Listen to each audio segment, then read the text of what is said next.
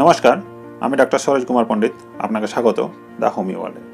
আজকে যে টপিকটা বেছে নিয়েছি সেটা হলো things to care while homeopathic treatment. মানে হচ্ছে হোমিওপ্যাথিক চিকিৎসাকালীন আপনাকে কী কী কেয়ার অবলম্বন করতে হবে, অর্থাৎ কী কী সাবধানতা অবলম্বন করতে হবে বা সাবধানে থাকতে হবে বা কী কী করা উচিত হোমিওপ্যাথি খাওয়াকালীন বা হোমিওপ্যাথি ট্রিটমেন্ট চলাকালীন, সেই নিয়েই আলোচনা করব। এটা খুবই দরকার সবারই জানা, না হলে অনেক সময় হোমিওপ্যাথি ভালো ওষুধ খাওয়া সত্ত্বেও, ভালো ডাক্তার, ভালো মেডিসিন, সমস্ত কিছু ভালো হওয়া সত্ত্বেও আপনার নিজস্ব কিছু ভুলের জন্য গণ্ডগোল হয়ে যায় এবং সারে না, তখন হোমিওপ্যাথির বদনাম হয় বা আপনিও নিজে স্যাটিসফাইড থাকতে পারেন না। সেই নিয়েই আলোচনা করব। তার আগে বলিনি, আপনি যদি আমার চ্যানেলে প্রথম দর্শক হয়ে থাকেন তাহলে আপনাকে ধন্যবাদ, এবং যারা অনেক দিন ধরে আমার সাথে যুক্ত হয়ে রয়েছেন তাদেরকে অশেষ ধন্যবাদ। আর কি করবেন, ভিডিও চলাকালীন যদি আপনার ভিডিওটা ভালো লেগে থাকে তো অবশ্যই একটা সাবস্ক্রাইব করে নেবেন এবং এটা তার সাথে লাইক দিয়ে দেবেন। ভিডিও ডেসক্রিপশনে গিয়ে একবার ঘুরে আসবেন, ওখানে প্রচুর পরিমাণে ভিডিও বানানো আছে রোগ এবং তার মেডিসিন সম্বন্ধে, কাজে লাগলেও আপনার লাগতে পারে, ওখান থেকে একবার ঘুরে আসবেন। ইনকেস এখন যেমন সবাই বলছেন স্যার অনলাইনে চিকিৎসা করাবো, তার জন্য কী করতে হবে, তো ডেসক্রিপশন বক্সে আমার একটা ফর্ম করা আছে, বাংলায় লেখা আছে, সেটা তুলে নিয়ে আমাকে হোয়াটসঅ্যাপে পাঠাবেন। যদি আমাকে চিকিৎসা করাবার প্রয়োজন হয় তাতে কোনো রকম কোনো অসুবিধা হবে না, আপনি চিকিৎসা করাতেই পারেন। আর কি করবেন, আমার একটা নতুন চ্যানেল দুটো আছে, একটা হোমিও গাইড এবং একটা হোমিও ইনসাইড। এই ভিডিওতেই দেওয়া আছে, ডেসক্রিপশনের লিঙ্ক দেওয়া থাকবে, আপনারা সাবস্ক্রাইব করে রেখে নেবেন। ওটাতেও অনেক ভালো ভালো ভিডিও দেওয়া থাকে, আপনাদের অনেক উপকার লাগবে। চলুন আলোচনা করা যাক। দেখুন, হোমিওপ্যাথি আপনি ট্রিটমেন্ট করালেন কোনো ভালো ডাক্তারের কাছে কোনো একটা রোগের জন্য, এরপর আপনাকে কী কী করতে হবে সেইটা আপনার কিন্তু জানা খুবই জরুরি। কেমন জরুরি দেখুন, আপনি প্রথমত কী করবেন, মেডিসিনটা নিয়ে এলেন, স্যার খামে দিয়েছেন বা অন্য কিছুতে ভরে দিয়েছেন, আপনি বাড়ি নিয়ে এলেন। এবার ওটাকে রাখবেন কোথায়? অনেকে কী করে দেখেছেন, অনেকে জিজ্ঞেস করে যে স্যার আমি ফ্রিজে ভরে রেখে দিয়েছি, ওষুধটা ভালো থাকবে। না, মোটেই ফ্রিজে ভরে রাখবেন না। ওষুধটা রাখার জায়গাটা হচ্ছে যেখানটা দেখবেন পরিষ্কার পরিচ্ছন্ন আছে, কোনো রকম সেন্ট, ধূপ বা তেল, নুন, যা যাবতীয় জিনিস যেখানে থাকে সেখানটায় আপনি কিন্তু রাখবেন না। ওষুধটার জন্য একটা বাক্স করবেন, যেটা এয়ার প্যাকটা হবে একদম, যাতে খুব বেশি হাওয়া যাওয়া আসা না করে, ধুলোবালি না থাকে। একটা জাস্ট কোটোর মধ্যে প্লাস্টিকের যে ডিব্বাগুলো থাকে তাতেও রাখতে পারেন, ওখানে বন্ধ করে একটা ভালো জায়গায়, ঠান্ডা জায়গায় রেখে দেবেন। তার মধ্যে ফ্রিজে জায়গা নয় বা রোদে নয়, একটা জাস্ট নর্মাল কোনো টেবিলে হলেও হবে, যেখানে খুব একটা নোংরা থাকে না, সেন্ট থাকে না, ধূপের জিনিস থাকে না, বা হিং কর্পূরের জিনিস থাকে না, বা খাবার জিনিস থাকে না, সেই সমস্ত জায়গাতেই রাখবেন পরিষ্কার পরিচ্ছন্নভাবে। এটা গেল রাখার নিয়ম একটা। এবারে আপনি মেডিসিনগুলো খাবেন কি করে। দেখুন, মেডিসিন খাওয়ার নিয়ম এক একজন ডাক্তারবাবু এক এক রকমের বলে থাকেন, তবে জেনারেলি আমি যেটা বলে থাকি বা যেটা খাওয়া উচিত সেটাই আমি বলছি, বাকি কোনো ডাক্তারবাবুদের বিরুদ্ধে কথা বলছি না, সেটা নিজস্ব ব্যাপার, নিজস্ব পেশেন্টের উপর নির্ভর করে বলা হয়। তবে জেনারেলি দেখবেন যেগুলো ডাইলিউট ফর্মে থাকে, অর্থাৎ যেমন 30, 200, 1M, 10M যে মেডিসিনগুলো হয়, সেগুলো সকালে খালি পেটেই খাওয়ানো উচিত। সকালে বিকালে 2 দিন 3 দিন পর্যন্ত খাওয়ানো উচিত, বেশি দিন খাওয়ানো ওগুলো উচিত নয়। এই একটা মেডিসিন হয়, অনেক সময় কি হয়, 1 চামচ জলে 2 ফোঁটা দিয়ে সকালে বিকালে খাওয়া যেতে পারে, সেটা একটা হতে পারে। পাওয়ারটা ভেরি করে আপনার রোগ এবং ডাক্তারবাবুর নিজস্ব অভিজ্ঞতার উপরে, এইটা একটা হয়। আর একটা হয় মাদার টিনচার, লাল রঙের ধরনের হতে পারে, একটা ঘোলাতে টাইপের থাকে, সেটা 1/2 কাপ জলে সারাদিনে 2 থেকে 3 বার পর্যন্ত খাওয়া যেতে পারে, খাওয়ার 1/2 ঘন্টা আগে বা পরে। আর একটা হয় ট্যাবলেট ফর্মের, দেখবেন বায়োকেমিক মেডিসিন 6X, 12X এরকম ধরনের হয়, সেগুলো 4টা করে সারাদিনে 3 বার খাওয়ার 1/2 ঘন্টা পরে বা আগে খাওয়া যেতে পারে। অ্যাকর্ডিং টু ইওর ডাক্তার, মানে আপনার ডাক্তার যেভাবে সাজেশন করবেন সেভাবে খেতে পারবেন। তবে জেনারেলি হোমিওপ্যাথিতে খুব বেশি মেডিসিনের প্রয়োজন হয় না, খুব কম মেডিসিনের প্রয়োজন হয়, এত মেডিসিন না দিলেও চলে। যদি খুব ভালো ক্লাসিক ডাক্তার হন তাহলে খুব সিঙ্গেল মেডিসিন, খুব কম মেডিসিনে আপনার কিন্তু ট্রিটমেন্টটা হবে, খুব বেশি প্রয়োজন হয় না, যদি না খুব ক্রিটিক্যাল কোনো কোঅর্ডিনেশন থাকে বা অ্যাকুইট কেস ছাড়া। এই গেল। এরপর হচ্ছে আপনি কি কি খাবেন না। দেখুন, কি কি খাবেন না, হোমিওপ্যাথি তো খাচ্ছেন, তাহলে আপনার অনেক কিছু বলে না, অনেক কিছু মানা আছে, খাবেন না, এই খাবেন না, ওই খাবেন না, অনেক রকম। এত অনেক ডাক্তারবাবুরা আছেন, একটা লিস্ট ধরে দেন, বা আমি দেখেছি সিরিয়াল বাই লেখা থাকে, প্রেসক্রিপশনও অনেকে দেয় যে এটা খাবেন না, এটা খাবেন না, এটা খাবেন না, এটা খাবেন না করে 10-12টা বা আরও অনেক কিছু দিয়ে দেয়। ফলে কি হয়, পেশেন্ট একটা টেনশনে পড়ে যায় যে আমি খাবারগুলোই তো খাবো না, তাহলে শুধু ওষুধই খাবো, তাহলে খাবার কি খাবো। দেখুন, ব্যাপারটা বুঝুন, হোমিওপ্যাথিতে খাবার নিষেধ খুব একটা কিছু থাকে না, শুধুমাত্র একটুখানি মেনে চলতে হয় হিং বা কর্পূর, কারণ ওইগুলো হচ্ছে নিজে খুব উগ্র এবং তীব্র, সেই জন্য একটা ওষুধের অ্যাকশন মেবি কেটে যেতে পারে, 100% কথা দিচ্ছি না, কত কোনো অসুবিধা হয় না। তবে এই দুটোকে যে তীব্র সেন্ট বা হিং কর্পূরটা একটু মেনে চলাই ভালো, বাকি কোনো রকম হোমিওপ্যাথিতে মানা থাকে না, আপনি নিশ্চিন্তে হোমিওপ্যাথি খেতে পারেন। মানা থাকে কখন, যখন ধরুন আপনি কোনো রোগের জন্য, বিশেষ করে দেখুন আপনি লিভারের রোগ হয়েছে, তাহলে সেখানে মানা থাকবে আপনি মদ খাবেন না। লাংসের কোনো রোগ হয়েছে, সেখানে আপনি ঠান্ডা জিনিস খাবেন না বা বিড়ি সিগারেট খাবেন না, এইগুলো মানা। হোমিওপ্যাথির জন্য কোনো কিছুই মানা থাকে না। আপনি রসুন খেতে পারেন, পেঁয়াজ খেতে পারেন, টক খেতে পারেন, দই খেতে পারেন, কোনো রকমের কোনো রেস্ট্রিকশন নেই। শুধুমাত্র যদি না ওইগুলো খেলে আপনার রোগটা না বেড়ে যায়। আপনি নিজেও বুঝতে পারবেন যে আমি দই খাওয়ার পরে আমার শ্বাসকষ্ট হয়ে গেছে, বা ধূমপান করার ফলে আমার শ্বাসকষ্ট হচ্ছে, বা অ্যালকোহল মদ খাওয়ার ফলে আমার লিভারে প্রবলেম হচ্ছে। এই যে জিনিসগুলি আপনি নিজে নিজে বুঝতে পারবেন। অনেক সময় বোঝাই যায়, প্রকৃতির এমনই নিয়ম যে কিছু জিনিস আপনাকে ইন্ডিকেট করবে যে এটা আপনার জন্য ভালো নয়, আপনাকে সাবধান হতে হবে। সেইগুলোই ডাক্তাররা মানা করে থাকে, খুব বেশি মানা করার প্রয়োজন হয় না। তো এইগুলোই গেল কী কী খাবেন না, মোটামুটি ম্যাক্সিমামই আপনি খেতে পারবেন। শুধু রোগের জন্য কিছু কিছু খাবার নিষেধ থাকে, সেটাই খাবেন না, সেটা হোমিওপ্যাথির জন্য মানা নয়। যদি আপনি ভিডিওটা দেখতে চান, এটার বিষয়ে ডিটেলসে দেওয়া আছে, আমি দিয়ে দিচ্ছি এখানে, আপনি দেখতে পাবেন। আপনি দেখে নেন এই ভিডিওটা, একটু ভালো করে বুঝতে পারবেন যে কী কী খাওয়া যায় না। এইবারে আরেকটা কোশ্চেন থাকে কি, যে যেখানে থেকে রোগের সৃষ্টি সেখানে থাকা যাবে না। ব্যাপারটার মানে কি, ধরুন কোনো কারণবশত কোনো একটা জায়গায় আপনি আছেন, সেখান থেকে আপনার রোগের সৃষ্টি হচ্ছে। ধরুন একটা আপনার অ্যালার্জি, হাঁচি কাশি একটা রোগ আছে, তো দেখছেন যে কোনো বাড়িতে যদি ঝুল ময়লা বা যেখানে ডাস্টের কাজ হচ্ছে সেখানে গেলেই আপনার কিন্তু সেটা বেড়ে যায়। যদি প্রবণতা থাকে তাহলে কিন্তু হোমিওপ্যাথি ট্রিটমেন্ট চলাকালীন সেখানে আপনাকে থাকা যাবে না। ধরুন যদি ডাস্ট অ্যালার্জি হয় তাহলে কিন্তু আপনাকে মাস্ক পরে থাকতে হবে, ধুলোবালি থেকে যতটা দূরে থাকা যায়, বা যেখানে ধুলোবালির খুব বেশি কাজ হয় সেখান থেকে আপনাকে দূরে থাকতে হবে, নইলে কিন্তু রোগটা সারানো অনেক টাফ হয়ে যাবে বা দীর্ঘদিন সময় চলে যাবে। সেই জন্য যেখান থেকে রোগের উৎপত্তি যে কোনো হতে পারে, ধরুন যদি আপনার জলে ভিজেছেন, আপনার জ্বর হয়েছে, গায়ে হাতে ব্যথা হচ্ছে, আপনি ওষুধ খাচ্ছেন, আবার আপনি জলেই ভিজবেন, তাহলে কিন্তু আপনার ভালো হবে না। সেখান থেকে একটা সরে আসতে হবে, জল ভিজে জায়গা থেকে আপনাকে সরে আসতে হবে, শুকনো জায়গায় নিয়ে ওষুধটা খান, ভালো হয়ে যান। তারপরে যদি জলে ভিজবেন সেই সময়টা পরে ব্যাপার, তাতে কোনো অসুবিধা নেই। কিন্তু সেই সময়টুকুর জন্য, যেই সময়টুকুর জন্য আপনি ওষুধ খাচ্ছেন এবং যেই জন্য আপনার রোগটা সৃষ্টি হচ্ছে মনে হচ্ছে বা বেড়ে যাচ্ছে মনে হচ্ছে, সেখান থেকে আপনাকে সরে থাকতে হবে। এই একটা প্রশ্ন গেল। আর একটা প্রশ্ন কেমন থাকে জানা দরকার, সেটা হচ্ছে যে কি একসাথে আমি কতগুলো মেডিসিন খাবো? খুব ভালো প্রশ্ন। দেখুন কথা হচ্ছে যে একটা রোগের জন্যই দেখবেন ডাক্তারবাবুরা হাবিজাবি অনেক রকমের ওষুধ দেয়, ওষুধ খেতে খেতে আপনি বিরক্ত হয়ে যাবেন। অ্যাকচুয়ালি একটা রোগের জন্য একটা বা দুটো মেডিসিন, খুব ভালো ডাক্তার হলে একটা মেডিসিন সাফিসিয়েন্ট, বেশি মেডিসিন খাবার দরকার হয় না। কিন্তু যাদের অভিজ্ঞতা কম বা হোমিওপ্যাথি বিষয়ে ফেদ কম, তারাই অনেক সময় কি করে 1 নম্বর 2 নম্বর 3 নম্বর 4 নম্বর 5 নম্বর অনেক সময় একসাথে মিক্স করেও দিয়ে দেয়, অনেক সময় ভাগ করে দেয়, দিয়ে সারাদিনই আমাকে অ্যালোপ্যাথির মতো ওষুধ খাবার টেন্ডেন্সি হয়ে যায় এবং বিরক্তি প্রকাশ করেন যে হোমিওপ্যাথিতেও তো অ্যালোপ্যাথির মতো বহু ওষুধ খেতে হয়। ব্যাপারটা কিন্তু তেমন নয়। হোমিওপ্যাথিতে ম্যাক্সিমাম একটা, খুব বেশি যদি হয় মানে মিনিমাম একটা, ম্যাক্সিমাম হয়তো 2 থেকে 3টে ম্যাক্সিমাম, তবু প্রয়োজন হয় না ক্লাসিক্যাল ডাক্তার হলে। খুব বেশি ধরে নিলাম 1টা বা 2টো লাগলে, এর থেকে বেশি কিন্তু ওষুধ খাবার প্রয়োজন হবে না। সারাদিনে কতবার ওষুধ খাবেন আমি সেটাও বলেছি। সারাদিনে ওষুধ খাবার নিয়ম হচ্ছে সকাল বিকাল একটা ডাইলুট ফর্মে মেডিসিন খেতে পারেন। মাদার টিনচার হলে পরে সারাদিনে 3বার, বায়োকেমিক হলেও সারাদিনে 3বার, খাবার আধ ঘন্টা আগে বা পরে খেতে পারেন। তবে ক্লাসিক ডাক্তার হলে সারাদিনে 2টো ওষুধ খেলেই সাফিসিয়েন্ট। এই একটা গেল।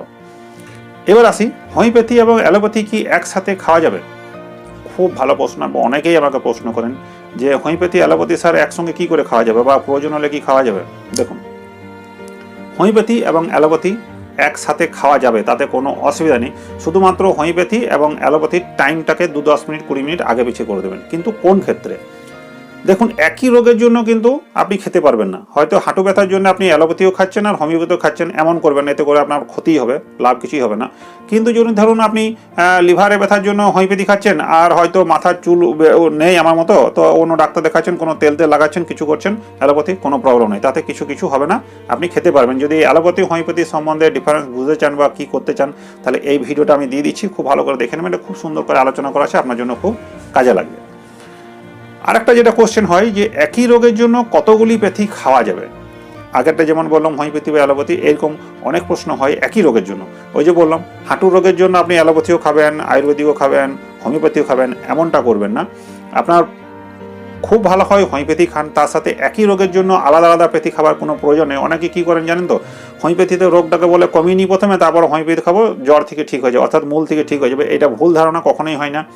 হোমিওপ্যাথিতে সারবে তখনই যখন আপনি প্রথম অবস্থায় আসবেন। প্রথম অবস্থায় সিমটমগুলো ডেভেলপ আকারে থাকবে, যত সিমটম আপনার ভালো থাকবে তত হোমিওপ্যাথি আপনার ভালো কাজ করবে, এটাই হচ্ছে স্বাভাবিক। আমরা যেটা ভুল করি, অ্যালোপ্যাথিটাকে কমিয়ে নিলাম তারপর হোমিওপ্যাথি যাবো ঠিক করতে, এই সিস্টেমটাই ভুল। ফলে অনেক দিন টাইম লেগে যায়, আবার সিমটমটাকে আপনার তুলে নিয়ে আসতে হয়। যদি কপাল ভালো থাকে তো এলো, নইলে দিনের পর দিন চলতে থাকবে।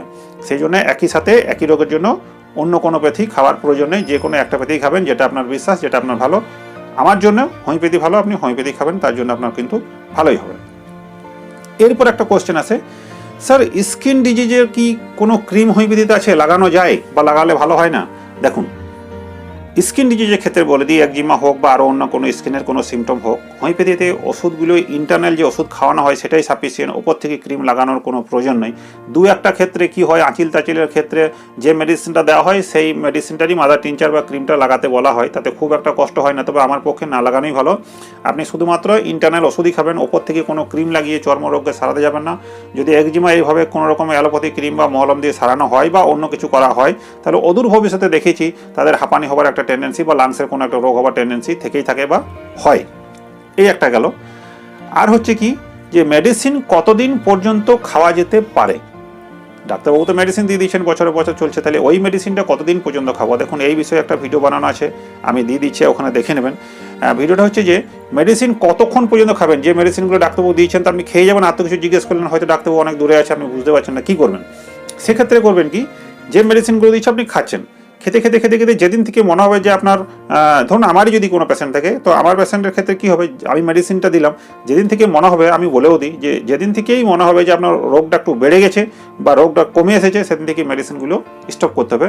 যতদিন পর্যন্ত আপনি সুস্থ থাকবেন ততদিন পর্যন্ত আর মেডিসিন খাওয়ার প্রয়োজন হবে না, শুধুমাত্র মেডবি, স্যাক্ল্যাক, প্লেসিবো, রুব্রাম এই মেডিসিনগুলোই একটা আড্ডা চলবে, বাকি যে মেডিসিনটার জন্য বেড়েছিল বা কমেছিল সেটা আর খাওয়ার প্রয়োজন হবে না। এই একটা ব্যাপার গেল, ভিডিওটা একটু দেখে নেবেন, ক্লিয়ার কাট ওখানে বলা আছে, আপনার পক্ষে সুবিধা হবে। এরপর সেকেন্ড প্রেসক্রিপশনটা কেমন হবে? ধরুন প্রথম মেডিসিনটা দিলাম বা কোনো ডাক্তারবাবু আপনাকে দিয়েছে, তো সেকেন্ড যে মেডিসিনটা দেবে যখন আপনি সেকেন্ড টাইম যাবেন, তখন কীভাবে সেকেন্ড মেডিসিনটা হবে? দেখুন, প্রথম মেডিসিন যখন হলো, তো তার তো কিছু একটা রিয়াকশন হবে, কমবে, বাড়বে, সিমটম বেড়ে যাবে, কমে যাবে, এইটার উপর বিশেষ করে ভেরি করে সেকেন্ড মেডিসিনটা তৈরি হয়, তার পাওয়ার পটেন্সিয়াল তৈরি হয়। এটা নিয়ে একটা বড় আলোচনা আছে, এটা পরবর্তীকালে ভিডিও বানাবো, আপনারা দেখে নেবেন। তবে সেটা আপনার ডাক্তারবাবুই ভালো বুঝতে পারবেন, আপনি বুঝতে খুব একটা পারলেও পারবেন না এখন, কারণ আমি যতক্ষণ না ভিডিও না বানাবো, আমি না ভালো বুঝতে পারবেন, ততক্ষণটা মাথায় ঢুকবে না, সেই জন্য এটা বিষয়ে খুব একটা বেশি বলছি না। এরপর সেকেন্ড যে মেডিসিন প্রেসক্রিপশন হবে বা মেডিসিন কত দিন পর খাবেন, এইটা একটা ভালো কোশ্চেন। অর্থাৎ সেকেন্ড মেডিসিনটা আপনি তখনই খাবেন যখন প্রথম মেডিসিনের অ্যাকশন বা রিয়াকশন শেষ হয়ে যাবে, তারপরে কিন্তু সেকেন্ড মেডিসিন প্রেসক্রাইব হবে। অর্থাৎ এটাও একটা ডাক্তারের উপরে নির্ভর করছে, আপনি খুব ভালো বুঝতে পারবেন না। আর যারা নিজেই ওষুধ খান, তাদের জন্য যে মেডিসিনটা হচ্ছে বা যে ভিডিওটা পরবর্তীকালে বানাবো, সেটা আপনি দেখে রাখবেন, সাবস্ক্রাইব করে রাখুন, পরবর্তী ভিডিও এটাই বানাবো, সেকেন্ড প্রেসক্রিপশন আপনার সুবিধা হবে। আচ্ছা, যেটা হচ্ছে একটি রোগের জন্য হোমিওপ্যাথিক মেডিসিন চলছে, মাঝে যদি অন্য কোনো রোগ হয়ে যায়, তাহলে কি কোনো হোমিওপ্যাথি বা কোন মেডিসিন খাবো, এই একটা কোশ্চেন থাকে। ধরুন আপনি কলকাতায় কোনো ডাক্তারবাবুকে দেখিয়েছেন, হোমিওপ্যাথি খুব নাম শুনে গেছেন, ভালো ডাক্তার, দেখাতে গেছেন, এবার আপনি গ্রামে এসেছেন, সেখানে হয়তো দেখা গেলো যে একটা আপনি মাইগ্রেনের জন্য দেখাতে গেছেন, মধ্যেখানে আপনার জ্বর, সর্দি, কাশি বা আরও কোনো একটা ছোটোখাটো রোগ হয়ে গেল, সেক্ষেত্রে কী করবেন? দেখুন, সেক্ষেত্রে যদি ডাক্তারবাবুকে কল করার কোনো অপশন থাকে তাহলে কল করবেন, স্যার বুঝবেন যে কারণ একটা হোমিওপ্যাথি ওষুধের সঙ্গে অনেক কিছু হোমিওপ্যাথি ওষুধ চলে না, সেই জন্য হোমিওপ্যাথির সাথে হোমিওপ্যাথি অন্য জায়গায় না খাওয়াই ভালো, যতক্ষণ না আপনার ডাক্তারবাবু কোনো মেডিসিনের নাম না বলে দেন, তাহলে আপনি খাবেন না। সেক্ষেত্রে কী করবেন, যদি দেখেন যে এই জ্বরটা বা এই রোগটা যেটা এখন হয়েছে সেইটা আগে আমার কখনো হয়নি, তাহলে আপনি অ্যালোপ্যাথির স্বর্ণাপন্ন হবেন, প্যারাসিটামল বা অন্যান্য কোনো জ্বর ছাড়া বা দোকান থেকে নিয়ে খাবেন, হোমিওপ্যাথির কোনো কিছু নষ্ট হবে না। কিন্তু যদি দেখেন যে না এই রোগটা আমার আগে হয়েছিল, তাহলে আপনি ডাক্তারকে কল করবেন, সেই রোগটার জন্য আর অন্য আলাদা কোনো ওষুধ খাওয়ার দরকার হবে না। যদি প্রয়োজন হয় আপনার নিজের ডাক্তারবাবুই ওষুধ দেবেন, আপনি কল করে জেনে নেবেন। এই বিষয়ে একটা ভিডিও বানানো আছে, আমি দিয়ে দিচ্ছি, ওটা দেখে নেবেন। আরেকটা কোশ্চেন হচ্ছে, সবাই জিজ্ঞেস করে যে স্যার প্রেগনেন্সি হয়ে গেছে, তাহলে সেই সময় কি হোমিওপ্যাথি খাওয়া যাবে, বাচ্চা নষ্ট হয়ে যাবে না তো? এটা খুবই গুরুত্বপূর্ণ এবং খুব জানা দরকার আপনাদের। সেটা হচ্ছে যে প্রেগনেন্সির সময়তেই কিন্তু হোমিওপ্যাথি সব থেকে ভালো কাজ করে এবং আপনার জীবন শুধরে যাবে এবং অনেক দিনের জন্য আপনি নির্মূল হয়ে যাবেন। কারণ প্রেগনেন্সির সময় দুটো জীব আপনার শরীরে থাকছে এবং সিমটমগুলো অনেক বেশি প্রকট হয়। আপনার যে দাবা সিমটম থাকে শরীরের মধ্যে, সেটাও সেই সময় প্রকট হয়। সেই সিমটম নিয়ে যদি হোমিওপ্যাথি মাইজমেটিক ব্যাকগ্রাউন্ড নিয়ে ট্রিটমেন্ট করা হয়, তাহলে আপনার বাচ্চা এবং আপনি দীর্ঘদিন ধরে সুস্থ থাকবেন এবং ওটাতে কোনো সাইড এফেক্ট নেই, আপনার কোনো ক্ষতি হবে না। সেই সময়ই হোমিওপ্যাথি ট্রিটমেন্ট করাবার আমার তো মনে হয় খুব সুটেবল সময়। আপনারা সেই সময়ই হোমিওপ্যাথি স্বর্ণাপন্ন হন, আপনি এবং আপনার ছেলে নর্মাল ডেলিভারি হবে এবং খুব ভালো থাকবেন। এটা আমার পক্ষে আমি নিজে মনে করি এবং অর্গানানো তাই লেখা আছে, ওই সময়টা কিন্তু খুব ভালো সময়। আর একটা কী হয়, হোমিওপ্যাথির কি কোনো সাইড এফেক্ট আছে? হ্যাঁ, অবশ্যই আছে। অনেকে জানবেন যে হোমিওপ্যাথির কোনো সাইড ইফেক্ট নেই। এই দেখুন, এই ভিডিওটা আমি দিয়ে দিচ্ছি, দেখে নেবেন, ডিটেলসে দেওয়া আছে। হোমিওপ্যাথির সাইড ইফেক্ট আছে, কখন কী অবস্থায় সেটা আপনারা দেখে নেন, তাহলে বুঝতে পারবেন। তবে অন্যান্য প্যাথির মতো নয়, একটু দেখে নিন, এই ভিডিওটা খুব কাজে দেবে। আচ্ছা, আর একটা হচ্ছে, অনেক দিন অ্যালোপ্যাথি খাওয়ার পর হোমিওপ্যাথি কি কাজ করে? অনেকেই প্রশ্ন করে, স্যার আমি কিন্তু ছোট থেকে অ্যালোপ্যাথি খেয়ে এসেছি, এখন অ্যালোপ্যাথিতে কাজ করছে না, বা যাই হোক কিছুটা হয়েছে, হোমিওপ্যাথি খেতে চাইছি, তাহলে আমার কি আর কোনো কাজ করবো হোমিওপ্যাথিতে? দেখুন, এই একটা দারুণ কোয়েশ্চেন। অ্যাকচুয়ালি হয় কি, হোমিওপ্যাথি, অ্যালোপ্যাথি, আয়ুর্বেদিক এই নিয়ে মানুষের মনে অনেক বিভ্রান্তি আছে।